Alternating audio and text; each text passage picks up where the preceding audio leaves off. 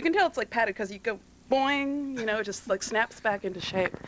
Hi, this is Dawn Eden for Videowave, and I am very happy and honored to be upstairs in the Irving Plaza dressing room today with Robert Pollard and Tim Tobias of Guided by Voices, who released what I consider the best album of last year. I had to swallow because I had to say the best album on a real label last year. Yeah, a real label. Are you considering the past labels that we've been on not to be real? No, I'm considering other bands that I'm considering other bands that I know that are on like dinky little labels like Not Lame and stuff, and like I'm friends with them and they'll feel really bad if it. Thank you for saying that you think it's the best record of the year. Yes, yeah, on a real label. Some people may disagree with you, but a lot of people. But now you know we've had mixed. There have been some mixed emotions about that record because you know we're the lo-fi pioneers, you know. So our adventure into the realm of hi-fi has been a little bit disturbing for some of our fans, but you know the people the true fans like us because of our songs, so they're happy with the record, and so things are going well.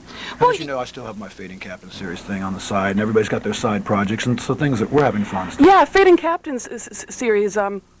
I should say for people who don't know that's your series of solo projects, and currently number 4 is with Doug. Have you heard that yet? That record? I have heard. I have heard it. I'd love to have a copy. Okay. I'm happy with that. I think Doug did a really good job. He played all the instruments on the record. Yeah, we're speaking of. I'm keeping like a sort of running closed caption thing here of Doug Gillard of the band, yeah. And it would be really cool if you could have like little closed captions as we go along.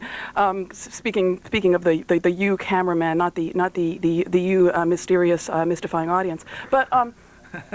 But yeah, it's called Be Kind to Your Local. Speak kindly to the volunteer fire department. That's okay. It's a tough one to remember. That's why I like titles that are hard to remember. Well, it's not just that you like marketable titles like Speak kindly to your volunteer fire department. It's much. What were they going to change it to in London if they distributed it to your volunteer fire brigade? Yeah, right. That's right. Well, that's like the move, isn't it? Fire brigade. Yeah. But you seem to like titles that have to do with military-style organizations. I mean, what do those stripes signify? I don't know. I have no idea. It's my captain jacket. That's all. It's not a captain, I'm sure. I don't know. I don't know what rank that would be. This is Navy, isn't it? I don't know. I don't know if that's Navy or Air Force. You know, I've done on my solo records. I've done Waved Out. Well, not in my Air Force. That was first. Waved Out, I consider to be Navy. Okay. Okay. Right. Kid Marine, of course, Marines, and then now the fire department. So what's next? You know. I thought that what would be next, and I have to look at the camera for this one. What would be next would be gentle with your local Hadassah. Acoustic. Now, Tim, you've got a side project with Doug Gillard called Gem, and you just played a gig recently, didn't you? Yeah, we played in Cleveland, and it went well. Are you planning any recordings?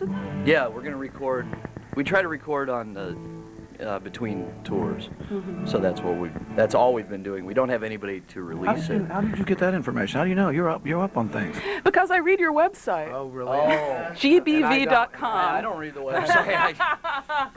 Oh, shame. More than I do, actually. You probably know more about Gem than I do right now. Well, I actually, excuse me, I'm going to cough. I promise not to die on you.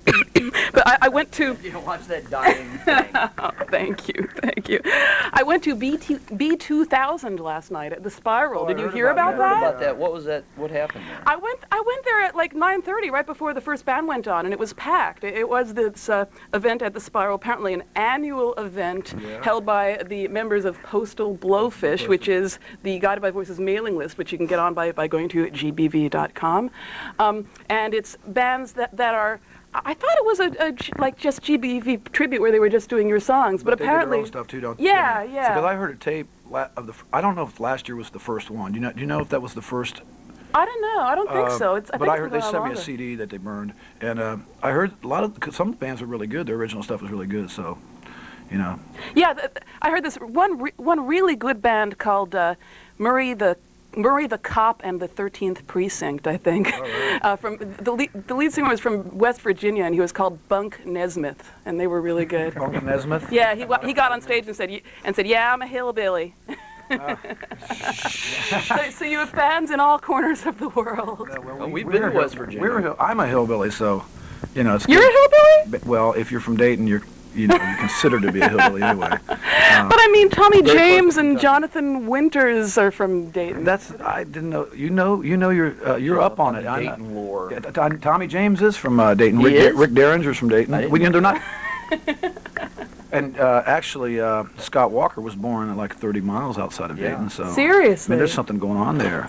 The crowd like that last guy going GBV, GBV. Don't forget about that show, okay? Remember when you saw me after Bowery the show? Ballroom. I didn't see you. Oh darn! Oh darn! I thought. We got big trouble. Yeah. Do you want to tell about that, Tim? I don't even remember. Well, it was like Don, you tell us, because we... our label TBT flew us here for that show specifically to invite some people in the industry to come and check us out. But they made the mistake of having a party, an open bar party for us before the show. Yeah, open And- bar being the operative. Yeah, and That was at Tonic. That was the one that I missed. Yeah. so we didn't gauge our pre-show festivities. Well, you were already falling down drunk when you were on stage, so I can know. imagine on I don't at like the to get party. like that. I really don't. I'm not going to apologize for it because I think No, our don't fans. apologize. Well, I think our fans a lot of them. They thought that was the greatest show ever because I personally like to see a show like that occasionally. It was really great from the point of view of like Edith Piaf or Judy Garland in her declining years, kind of thing. Thank you. It was. That's And, what we want to see you slowly melt away on stage. That was the complete manifestation of Do the Collapse right there in the physical realm. Do the Collapse being the title of their album on TVT. But you were asking me what I remember. I'm very disappointed that you didn't see me because No, I saw you. I mean, but I because wish I could have seen you better because you gave. you were stunning and radiant that night. Thank you. Inebriated. I try not to be. We've had discussions about this before where I need to be a little bit, but not that much. Because of stage fright. So Yeah, that went yeah. beyond medication for stage fright. Well, I had an interesting observation at B2000 because I noticed that the people in the audience at this, Guided by Voices tribute show were generally short-ish guys with short hair, very preppy looking. Yeah. And the bands looked kind of the same, and I Attract that kind of thing. Well, what I realized is that well, for one thing, you're not short. You're taller and you're manly, and at the same time, you have this sort of persona of really wanting to be Robert Plant, really wanting to be someone not from Dayton, Ohio, but from Brixton or something, and being raunchy. I am pseudo. But see, what I think it is I think these are like preppy guys basically these are like normal guys at the tribute show, Yeah. wanting to be a normal guy, wanting to be a whacked out rock They star. should at least wear some jackets like this. Or Well, I mean, you act out the fantasies of a lot of these people, and they can identify with you more than they can identify with Robert Plant himself because you know what it's like to have a normal life. It helps, I think, to have a kind of an element of pretentiousness in your aims, and I think it helped us because Guided by Voices always was just a kind of a fantasy anyway. It was just a weekend kind of a joke, Well, hey, let's act like we're a rock band or something, Well, We'd well- take pictures of ourselves walking across the street like we were the Beatles, Well, here's where We would do interviews. We would do fake interviews with ourselves, and we would choke and Really. choking on someone else's vomit. But I'm sorry, it's a Spinal Tap thing. Forgive me. Oh, I know. But here's where Tim can help out because Tim, you watched Guided by Voices Yes, from a distance many before years. being in them, and did you sort of find them more accessible because they came from a background like you, and they weren't just straight inaccessible rock star That's a great types? question. Actually, yes. The answer to the question would be yes, because it was. But I just remember when that whole thing broke, because it was very exciting that somebody from Ohio. I mean, I grew up in Akron, Ohio, which is more or less like Dayton, and to know that somebody could do that, from a place like Dayton was very exciting. And then meeting them and realizing they were just basically regular people, it was something I could understand. Although really, I can't find a less regular person than Bob, which is one of the reasons why I love him. Well, I find them regular, but Well, I mean, it depends on how much bran he has, but still. I'm sorry. How much what? Bran. Okay, I got you. Oh.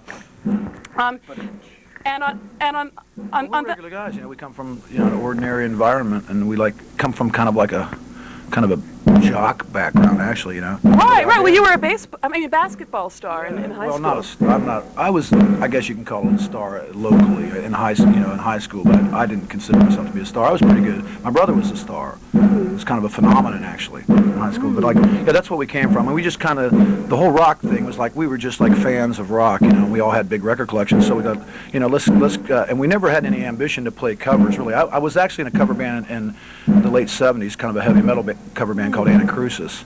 And there was a band called Anacrusis on a big label. Somebody sent me the CD in the 80s, I think. You know. I don't know where. I saw that the other day. That's great. But it was seriously a joke, and we'd grow our hair long and take pictures, and we'd go. And the first thing we did before we even learned to play our instruments is we put on instruments and we learned how to jump and kick. Yeah, that's the first thing. We started from the basics of rock. Someone told me that when we played, CBGB's, that was the first show we played in 6 years, that we brought back into rock kicks and jumps and things. No one was doing it at the time, and now they're doing it again. That's true. Well, I mean, it's not just lo-fi. Well, I mean, one of the songs on your album, which I can't think of the title right now, I can only think of the chorus going, "The girl at the top of her lungs," yeah. Oh, Picture Me Big Time. Right. Well, that's a similarly kind of ironic, but not in the Seinfeld ironic, but in the here I am, a guy from Dayton playing at being a rock star. Picture me. It's kind of tongue in cheek, really, but it's about that. And it's a big grand song also. It's a big arena rock song. It embraces arena rock and classic rock, and that's really always been the ambition anyway, is to be a big arena rock kind of band. And we got tagged with the lo-fi thing just because we didn't have money, and we recorded on the 4-track, you know. So but we tried, when we recorded on a 4-track, which was something different than other 4-track bands at the time, we set up big Marshalls in the room, and we played it full band, and which is why your records sounded different from other people doing homemade records. The thing about us too is we didn't care if it was performed well, if it was tight. And in fact, we liked the fact that it was sloppy, and we liked the mistakes. The mistakes gave it the song's character, we thought. And I know you you're not into that kind of thing. I kind of am, though. I mean, when I listen to the records now, I appreciate it, but it's because I know that you, with your new album, where there aren't so many mistakes, it's because I know that you can make perfect, pure pop, that I can appreciate your efforts before, because I know you had the spirit. What were you going to say? Oh, no, it's just when he was talking about mistakes, those I always thought those were the best parts. Sort of afforded a level of humanity. Well, it's about songwriting too. It's what can you do different in song? And if people don't make mistakes in songs usually, they don't usually leave them in there. So that's actually something different in rock. What can be done with music, especially and it's harder. in the 70s when people Phil Ramone were doing 48-track thingies. That's why music's not very. That's why rock's not very good anymore. I mean, That's why it's sterile. It's why it's sterile, because there's not much that hasn't been done. It's hard to do something original and new. Well, I'd like to wrap up by saying that I think you guys are original and new. And so are you. Very much. Thank you. If I were Joe Franklin, I'd be going, "You're a beautiful man. I've been here with Robert Pollard and Tim Tobias, beautiful man." Wow, you're from Ohio. You're not supposed to know these, Joe Franklin. That's great. No, I don't know why. He's from Cleveland, though. They're a little bit more sophisticated. Ball up in Cleveland. So Guided by Voices, new album, Do the Collapse on TVT, and you've been watching Dawn Eden on Videowave. Thank you guys so much. Dawn Eden on Videowave.